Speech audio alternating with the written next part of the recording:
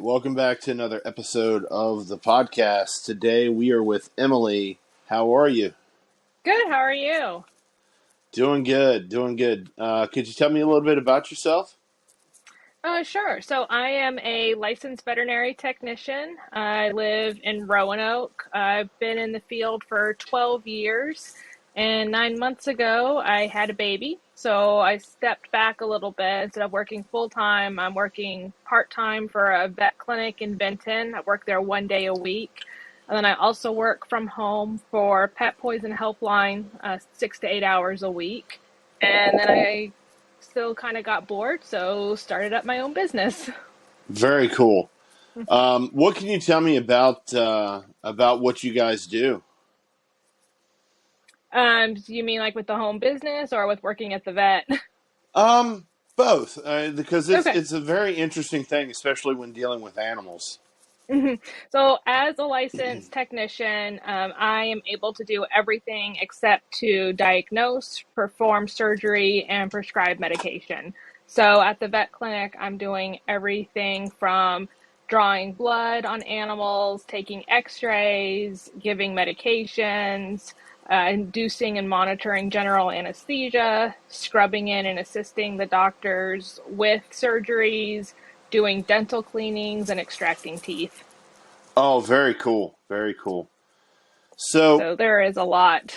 yeah, it sounds like there's a. Oh, sorry. It sounds like there's a lot that goes into that for sure. There really is, and no day is the same. So it's very interesting too because you never know what you're going to get to see. Very cool. So, are you from Roanoke originally?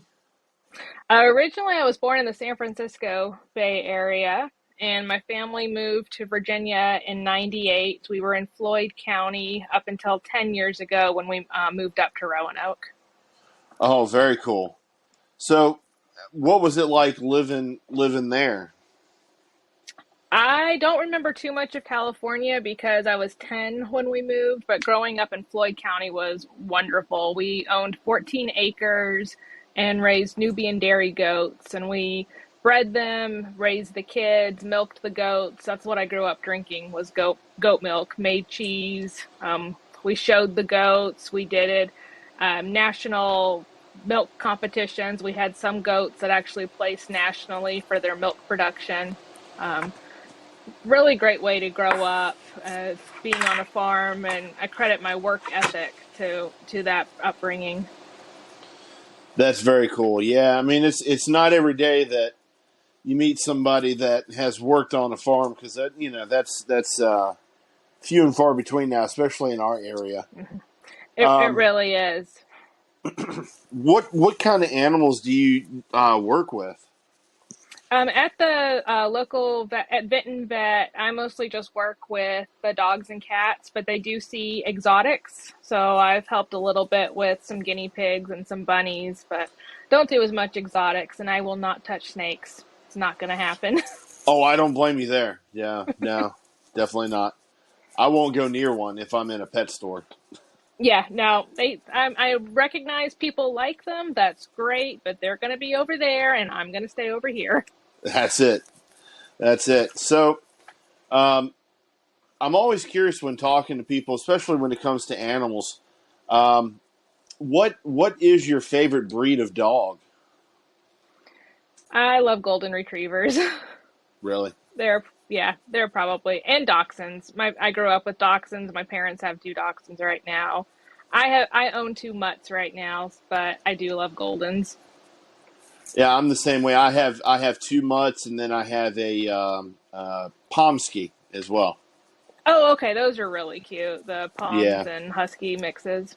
it's hard to believe that you take a dog that's little and breed him with a dog that's huge, and you get kind of a medium sized dog. At least that's how big he is. He's probably 45, 50 pounds. That's a nice size dog, though. I have a 40-pound dog and a 50-pound dog, and they're like the perfect size because I'm not going to step on them and trample them, but they're small enough that I can pick them up if I need to. Yeah, and they're just big enough to when they get to be fully grown, they still think they're lap dogs. Exactly. We had a dog in last week that was 110 pounds, nicest dog, not a mean bone in his body, but it took two of us to restrain him just because if he wanted to go somewhere, I was going with him and there was nothing that I could do to stop him. Oh yeah, I can imagine. My wife and I had we want to say she was a pit bull mix, but we got her from the SPCA a long time ago, and she was a small puppy, and then she got to be pretty big, and she pulled my wife around when she walked her. Hmm.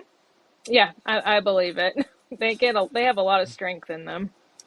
So, on your products, do you make your own product? I do. I formulate and hand make everything. So it's been my kitchen has looked a lot like a chemistry setup because there's been a lot of experimenting and trial and error. And then my poor dogs look at me like we have to try something again. So, what kind of products do you offer? So right now I have liquid shampoo and conditioner, which is just kind of your basic, what you think of with dogs using shampoo and conditioner. Conditioner isn't required for your dog, but it does help to moisturize their skin and just kind of to pamper them a little bit more, makes their coat even softer. I have a shampoo bar, which comes in three different scents right now. And the benefits of the shampoo bar is I'm able to put coconut oil, avocado oil, and oatmeal into it. And I use a goat milk base for the bar. And that's really good for dogs with allergies and that need extra moisturizing in their skin. And that's what I use on my dogs, and I really like using that. I have nose and paw balm, which you can think of that as like chapstick for dog noses, especially older dogs Okay. that have cracked noses or cracked paws. That's really good for them. Um, I make what I call my quick clean wipes. So if you have a dog that's gotten out and gotten dirty, but you don't want to have to give them a whole bath, you can just wipe them down with that. Ear cleaning wipes, eye cleaning wipes. I have my perfume, which is just to spritz your dog with something to make them smell good in between baths. And then I just came out with I have a dog sunscreen for dogs that like with pink noses or if they're missing Oh, fur. And I really came out with the sunscreen because I have a dog. One of my dogs just finished chemo for lymphoma, and she's missing fur on her nose from the chemo. So hmm. I wanted something to protect her. And most of the sunscreens we use for people are really not good for dogs and are toxic for dogs. So I made something for her. And then I just came out. They're releasing this weekend. I'm really excited about these. It's two products for itchy dogs, and I've had some really good results in my test trials with that. So I'm super excited for that because itchy. I feel bad for people with itchy dogs because they're just absolutely miserable, and it can be really expensive to treat allergies. And it's a mousse that you can spray and rub onto them. And so far, it seems like it's working really well. Oh wow, I'll have to try that out because my little terrier, she's got some bad allergies where she itches and nibbles at her skin. Perfect. Yeah. I had someone actually, they're in Florida with their little puggle. It's a pug and a beagle mix. And she told me that she has been trying things for the past 3 years, has spent so much money on different products at the vet. And this is the first time in 3 years that he has slept through the night without waking up to scratch. Oh wow, They, so they it said he it is a different dog. that's amazing. And I guess all the stuff that you make, is it organic? It is. It is. So I get all of my products from a company in Ohio. It's a family owned company, all organic, all natural. I'm also very careful to make sure I only use products that are safe if the dog were to ingest them. And that's where my toxicology background is helpful because things happen. You'll put a product on them, they'll lick it off, or they lick the bath water that the shampoo's gotten into. So everything is Oh safe yeah, if the dog eats it. And even though cats don't need these products quite as much, everything is also cat safe. that's very cool. So and I'm curious with this because I've had cats previously, and I Mhm. know they hate water. So other than getting them behind the neck there in between the shoulders to kind of freeze them up a little bit, how do you get a cat to take a bath? Or is that Oh, A lot of times it's you take them to the vet and they give them a sedative and they bathe them at the vet, to be honest. Oh wow. Yeah, unless you start them as a kitten and getting them used to water, it's so hard to bathe them. And I've had several people buy those quick clean wipes to use on their cats if they need to wipe them off, because cats seem to tolerate that a little bit better than actually getting submerged in water. Okay, that's very cool. I was always curious about that because I had a little kitten and he loved water. I didn't understand it. Mhm. And some of them do. They're few and far between, but some of them do. Now, when I'm bathing my daughter, our one cat will come right up to the edge of the tub, but he's not going to get in that tub. Curious enough to see what's going on, but not adventurous enough to try it. Exactly. So, do you sell any of your products in store, or is it just through like Facebook and Instagram? Right now, I am getting into some stores, which I'm really excited about. My products are in the Blue Moon Mercantile in downtown Salem. They're in New Mountain Mercantile on Main Street in Floyd, which I'm excited about that one. And then Unleashed Dog Bakery and Boutique in downtown Roanoke is going to start carrying my products next month. I'm actually doing an exclusive scent for them. So they'll carry all of my products and then they'll have a special scent that you can only get there. And That's very then cool. it is. I'm really excited to get in there. And then I do have my website. I have my Facebook group. I'm on Instagram. And then I've also been hitting up craft shows all around the area. So this upcoming Saturday, I'll be at the one at the Salem Civic Center. And the following week, I will be at the Berglund Center for their big spring craft show. That's very cool because I've been following you on Instagram, I believe, Oh, and great. I appreciate it. it's very cool to see some of the stuff that you post and some of the. I think you posted some videos of you making some of the product, Hmm. and it's very Yeah. cool. I mean, to uh, find somebody who makes not only something that's healthy enough to give it to your animal, but that's local. Exactly. And I also like to, be able to say, I have all this veterinary experience and schooling and licensure, plus toxicology. And I've had multiple vets, including one of the veterinarians at the oncology department in Virginia Tech. They've all tried and approved my product. So everything is also vet approved. That's very cool. So when it comes down to how you pick your product and like how you pick the flavors, what or not the flavor, the scents, what Mhm. goes into that? So lately, especially on my Facebook group, I've been asking people what do they want, because a lot of times what I want is different from what other people want. Like I have the sugar cookie scent. Oh my gosh, that is the most popular scent. It's been flying off the shelf. That's not necessarily my personal preference for my dog, but other people are loving it. So I try That's to. that's cool. I mean, how many? I I know everybody likes a little bit different. Um, but if you had to pick a top seller of what you offer, what would be the top seller? Right now, it's the sugar cookie shampoo bar. Okay, and I saw that. I mean, it's not your traditional liquid dog soap. I mean, it's like an old school soap bar. It is. It is. And I did do a video. I think I posted it on Instagram, washing my own dog with it because I think people worry that it's not going to lather and it's not going to clean the dog. It lathers really well. I almost think it lathers a little bit better than the liquid shampoo. And again, the benefits to the bar is because it's a solid when I have it in a liquid state and then it hardens. But when it's in that liquid state, I can mix in that coconut oil and that avocado oil and it gets suspended into that bar. I can't, it's really difficult to put it into the liquid because the oils like to separate. And unless I start putting in some preservatives and other other chemicals to make the liquid suspend. I just don't think that's quite as healthy to use. So that's why if you have an itchy dog, the bar is really good. I'll definitely have to give that a shot. I was always curious about that because I've seen that, and I couldn't put two and two together how it would work. But the way you explain it actually makes more sense. So, yeah, like I said, the liquid that I have, it's great for dogs. It cleans really well.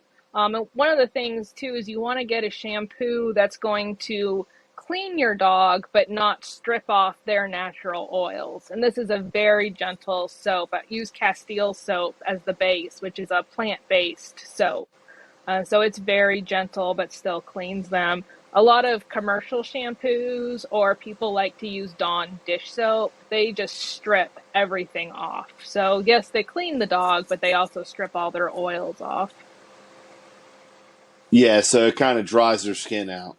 Exactly. Which, I mean, and sometimes there's a place if they've got to use something like that, if they've gotten into a chemical or gotten into something. Dawn is great for wildlife when they've gotten into oil spills. So there's certainly a place to use that. You just don't want to use it as your maintenance shampoo. Right. Yeah, and I know with the two dogs that I have, with the exception of the Husky mix, um,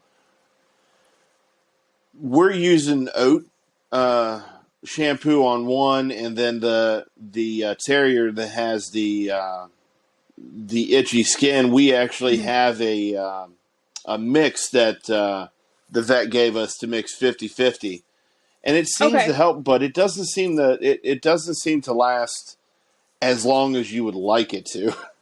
Like Couple the days smell maybe. or okay. As far as her itching, yeah. Yeah, So it's so like I said, it's so hard. And my heart really goes out to itchy dogs and to the owners. So that's why I've really been trying with some of these products to come up with something to help relieve it.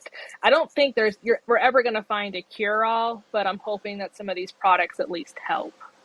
yeah, and it's rough because when they itch enough, they end up pulling hair out and opening Hmm. themselves up, and it only Yeah, makes and it to worse. right, and then you have a bacterial infection that a lot of times requires antibiotics, and they keep scratching at it, and yeah, it's a whole vicious cycle. Now, when it comes to dogs that have like the husky type hair, do you sell like a Furminator type shampoo? I don't have a Furminator shampoo. I will say for the really thick coats, the liquid shampoo is just a little bit easier to use because it will penetrate better. And it also just really comes down to, again, keeping that skin healthy. When they have healthy, happy skin, it helps them to not shed as much. So that's a big thing with using a shampoo that is not going to strip their natural oils off. And you can't prevent anything. Twice a year, they blow their coats. That's just the way all animals are. They blow their coats in the spring and they blow them in the fall. So I unfortunately don't have anything that's going to keep them from blowing their coats. But if you can help keep them healthy, their skin and fur healthy the rest of the year, it will help minimize some of that shedding. That definitely makes sense. Yeah, because he's shedding everywhere. Yes. So you wonder where all the hair comes from. I know, and how they're not bald when you look at all the fur that's come out. Exactly. Just out of curiosity, if you had to pick a favorite breed of dog or cat, do you have one? Like, do I own my favorite breed right now, or Or what is my favorite? is there a favorite that you would want at some point in the future? Yes. So right now I have three cats. I call them all my dumpster kitties because one was literally found in a cardboard box on some church steps in Salem, and the other ones are just literally found at the dumpster. So they live with me now. They're just Wow. domestic short hairs, tabby cats. But if I had money and could own any cat, I would own a Maine Coon. They are huge cats. They get up to 20 to 30 pounds. Beautiful big cats. Wow. I think I've seen videos of those. They're huge. They are. They are amazing. They're really friendly. You don't see them often. Everybody is like, oh, yeah, I have, a 15-pound cat. It's a Maine Coon. And I'm just like, no, no, we're talking about they're 20, 30-pound cats, but Wow. just wonderful temperaments. And then one day, I've had a golden retriever before. I hope to have another one at some point. The two dogs that I have right now, Marvel, like the comic books, I adopted her 8 years ago. She was brought into my clinic with an injury, and the owners were going to have to put her to sleep because they didn't have the funds to repair the injury. So they surrendered her to the hospital, and I adopted her, and we got her all fixed up. And then she's been great until, sadly, up until I think it was October, she got diagnosed with lymphoma. Oh, Really thankful, yeah, really thankful though to the vet school here in Roanoke and their oncology department because we got her into a clinical trial and she is in full remission right now, very which cool. is amazing, living her best life. And then my other dog Freya is a terrier mix that we found at the Salem shelter as a 4-month-old puppy. And oh my goodness, she is the smartest dog I've ever seen. I think she's smarter than we are. Isn't it kind of crazy how the terrier breeds are just uncannily smart? I mean, They it's are almost so like, smart. and that's what she is. She's a little Norfolk Terrier mix, and Oh, I love them. They're so cute. it's crazy. We got her, believe it or not, off of Craigslist, and she Oh was, no, I believe it. People, you can find all sorts of things on Craigslist. yeah, she was one of those abused animals, and when we got her home, it took a little while, but it's like when you're talking to her, it's almost like you get the feeling she knows what you're saying, even though Hmm. she really doesn't. But she is just so smart. She talks to you. She somehow has learned to walk on her hind legs. I don't get it, but it's crazy. Oh, love it. I know. I can't imagine having our house without them. It always seems so lonely if they're not here for some reason. Yeah, yeah, and it just having an animal, period. Especially one that you're attached to, Hmm. just brightens your day when you walk in from work, Hmm. or if you're just generally having a bad day or don't feel good, they tend to know everything that's going on without, They do. it's crazy. Mhm. And they've And done studies that people with pets often sleep better, have, lower blood pressure. Like it's really is true that they're very good for our mental and physical health. yeah, yeah, and it's that one relationship that you have that no matter what you do, you can yell at them, scold them if they've done something wrong. Hmm. 10 minutes later, they're right there. They're not mad at you. They done Hmm. forgot all No, about it. they sure do. Yeah, my terrier tries to make me think that she's forgotten that she ate dinner or that I forgot to feed her 10 minutes ago. So, as far as social media goes, where can we find you on Facebook and Instagram? And what's your website? Yep. So I'm on Instagram at the Clean Canine. I am on Facebook. Again, it's just the Clean Canine, and then I do have a Facebook group as well. It's the Clean Canine VIP group, and then my website is www.thecleancanine.com.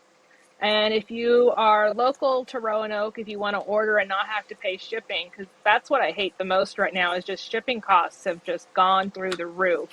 So if you're in Roanoke, you can come do porch pickup at my house, or if you're within a 15-mile radius of my house, I'll come deliver it to you. That's very cool. Mhm. So, it's definitely been fun talking to you. I've learned more about what you do, and a lot of the stuff that I've seen that I didn't quite understand, I definitely understand now, and it makes a lot of sense. And we'll have to get a YouTube video together on after we get some of your products and shoot those out to the YouTube channel Oh, because that'd that be would be cool. awesome. Um, but I appreciate you taking time out of your day to talk to me. Sorry we had to reschedule. Oh, hey, it's not your fault. I know how much fun technology can be. Oh yeah, yeah. Finally, we got it back up. I live in an apartment. And they were digging up the yard in the back, and I guess they hit the Oh, line. oh, So fun. that made for a fun couple of days. I bet. Well, I really appreciate you having me on. It's been a lot of fun. Definitely, and I hope you have a good rest of the night. And uh, maybe one day we can shoot a YouTube channel, a video, and then maybe get together, see how the products are made, and see how Sure. to use them properly and all that. So maybe we can Hmm. work something out there. Yep. Yeah, no, I'd love to. All right. Well, I will definitely reach out and see what we can do there, and I will definitely let you know when the video gets ready to post. It should be soon. Okay. So, Okay, all right. great. Well, thank you. All right. Thank All you. right. You have a good night. You too. Bye. Bye bye.